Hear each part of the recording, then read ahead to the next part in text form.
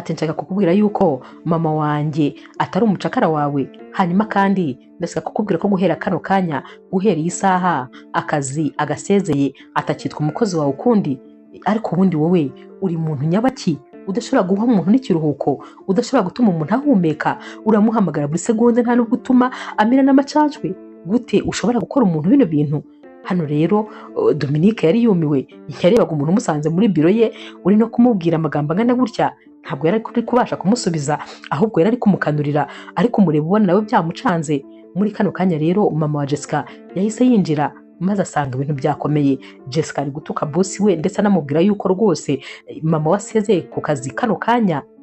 Naho rero mama wa Jessica yahise amubwira ati mwana wanjye ndakwinginze, mbabarira winkorera ibyo bintu, mbabarira usohoke, aka kazi ndagashaka kandi aka kazi ndagakeneye. Naho Jessica ati mama, ibintu ndi kuvuga ndi serious, ntabwo rwose ugiye kuzicwa n'akazi, ntabwo ugiye kuzapfa, umukoresha wawe nta mutima agira. Mama we agashaka kumupfuka umunwa, ariko Jessica agahita amukuraho ikiganza ati mwana wanjye mbabarira, mbabarira rwose winyirukanisha. Naho rero Jessica ati ndashaka ko usezera kuri kano kazi kano kanya kangaka tuvugana.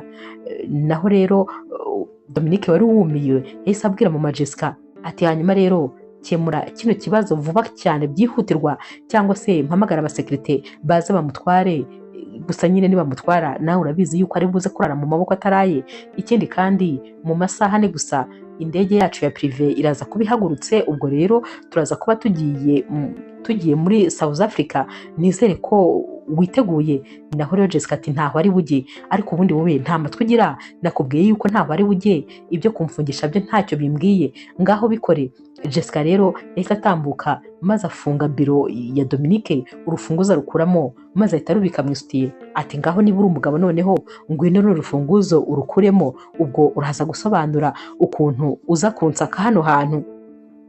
Dominique yari yumiwe, yibazaga niba uyu mukobwa hari ikindi kintu yaba yanyweye kiri gutuma amutinyuka bigeze aha ngaha. Ariko nanone Jessica yari yarakaye cyane kuko yabonaga bisa nkaho rwose agiye kuzabura mama we neza neza. Mama wa Jessica yahise amubwira ati mwana wanjye mbabarira, basi amafaranga nzahembwa kuno kwezi tuzayagabana, ariko ndakwinginze mbabarira rwose maze njye muri iyi misiyo y'akazi, kuko nawe urabona yuko nyine twamaze kwitegura. Mama rero wa Jessica yabonye ko ibintu byakaze, kuko Jessica yari kumubwira ati ayo mafaranga ntayo nshaka, rega mama, ibintu ndi gukubwira ndi serious, ntabwo ndi buve hano utamaze kuvuga yuko usezeye ku kazi. Mama